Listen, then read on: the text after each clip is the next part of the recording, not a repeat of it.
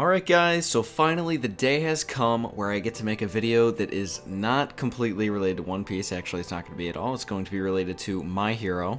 And more specifically, I'm going to be talking about why I think My Hero stands out among the rest of shows recently. Because at first glance, it doesn't seem to have anything special about it. I mean, it's kind of similar to One Punch Man, how there's just people with random superpowers. But I think upon closer inspection, it does have specific parts of it that do make it unique, at least in some degree. Like, it's not like it does things that have never been seen before, but I think it definitely crushes a lot of normal tropes in regular animes. And I'm saying this because I know that I'm going to give these examples of something that happens in My Hero that I don't think happens too often, and people are just going to start spamming my comment section giving all these examples of times that it does happen. And I understand that it's not like the shit that I'm going to be saying here, it's the first time that it's ever happened. I just think that it doesn't happen often, and they did it particularly well in this case. So everyone just settle the fuck down right now and enjoy the video. So first of all, something I think that is cool about the world is that everyone is born with some random ability. Obviously not Deku, because that's like the whole point, but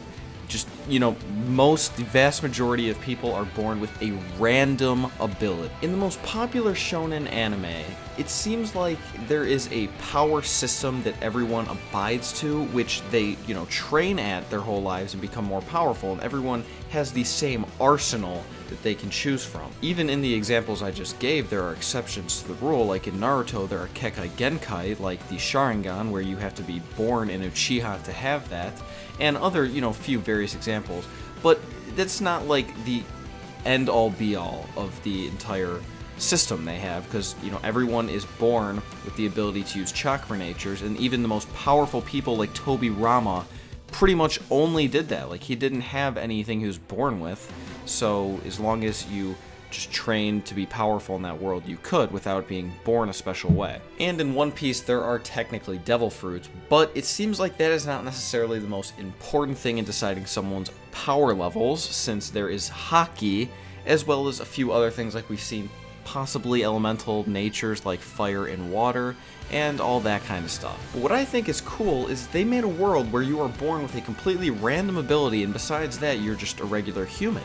And these people are sometimes born with pretty shitty abilities, honestly, but they find interesting ways to make them useful in one way or another. Like, I like how Hatsume's ability is 100% completely a support ability, and she just fucking loves it. She thinks that's awesome. She knows it's a support ability, and she uses it as a support ability to the maximum way it possibly could be. She knows she's never going to be a Bakugo, and she's completely fine with that. I mean, in the tournament arc, she actually just completely said, like, fuck it, and just used her battle as an opportunity to advertise her ability to potential customers.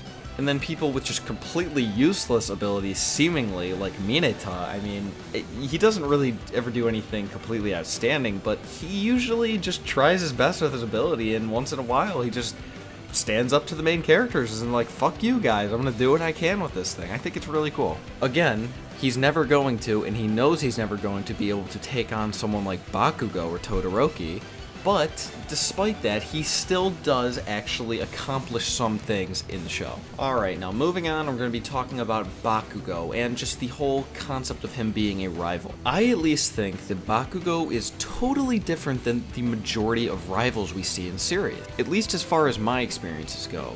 The rival usually, like especially in the case of Naruto, is like the super popular kid. He's really powerful for very obvious reasons, which is actually true in the case of Bakugo. But either way, everyone always thinks he's so cool, and they think the protagonist is a loser, and that makes the protagonist like want to chase after that person. But in this case, while he was born with a very powerful ability, and he is again very powerful because of that, he is hated by pretty much all of his classmates. And he's not hated, they just think he's a complete idiot because he is, and he's nothing more than what he is. He's just a complete asshole, and everyone treats him as such. It's not like in the case with Sasuke, how he just acts like a complete asshole to everyone, but for some reason all the girls think he's just the greatest thing ever, and even all the other people think he's just cool for being awesome. He has no super bad backstory or anything to make anyone feel bad for him. I mean, he's just a complete asshole, really, with no redeemable qualities whatsoever. Another thing that I think is really interesting about Bakugo's character is, despite the fact that he was born stronger, and arguably still is, I would say he probably is slightly stronger than Deku, at least in the anime. I'm assuming in the manga, which is way ahead, Deku's probably stronger. I haven't even started on that, so please God, don't spoil me. This is a really good show, so I really, please. But anyway, the interesting thing is, despite him being stronger already, he seems to always be chasing after Deku, which is like the protagonist's job to chase after the rival. Again, I'm gonna use the Naruto example because I think it's just a really cliche and obvious example, pretty good idea of what a rival's supposed to be like. Naruto was always chasing after Sasuke, who was born stronger, and it made sense for him to because he was stronger and the cool kid. But even though Bakugo is clearly stronger than Deku, especially at the beginning, he is for some reason chasing after Deku. And the funny thing about this is that Deku doesn't even realize it at all. He still looks up to Bakugo just like he always did when he was a kid. I think there's a lot more I could get into about this point on Bakugo, but I think I'll save that for another video. So, you know, don't forget to subscribe so you can see that in the future. Alright, and lastly, we're going to be talking about Deku specifically. While he is far and away from my favorite character, I think he does fill the role of protagonist in this series perfectly. So first off, something I think that this show did differently is that Deku, the protagonist, is a nerd. While that's not unheard of, I think in a shonen anime with superheroes and just absurd superpowers, the protagonist being a complete dork, like just total nerd. I mean, he has his notebook out like all the time just taking notes on these heroes, and the way he acted when he first met All Might, like he's just a fucking nerd. A lot more of the time, even though they do start as like weaker and looked down upon people, it's not necessarily in the way that like a nerd is perceived.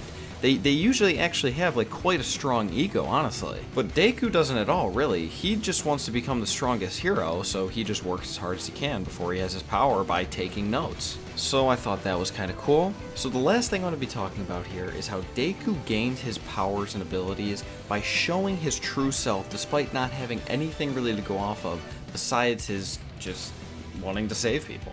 At least as far as I know, which means fuck off if you're about to spoil me.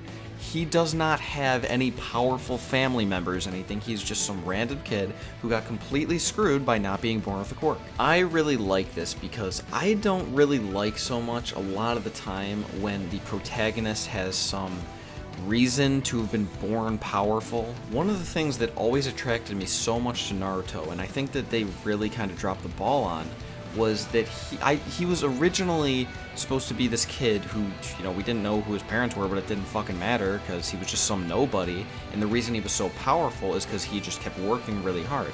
And obviously he was helped a little bit by the Nine Tails, but still, he had to like learn how to control it anyway. And throughout the series, he just gets stronger and stronger, mastering Sage Mode on his own will. But then just out of nowhere, Minato gets thrown into the story, and we find out that his dad was the 4th Hokage and possibly one of the strongest. Like, don't get me wrong, when that first happened and we first saw that, I was just sitting there like, oh my god, this is so awesome. But at the same time, it's kind of just like, I don't know. It really took away from the whole thing that, like, Naruto had to work really hard his whole life to get anywhere.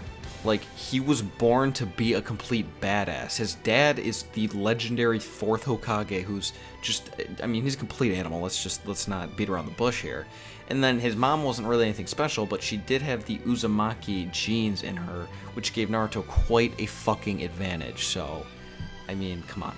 In One Piece, completely out of left field, we find out that Luffy is related to Dragon, and even before that we found out he was related to Ace, although technically he wasn't, but we were given that impression pretty early on.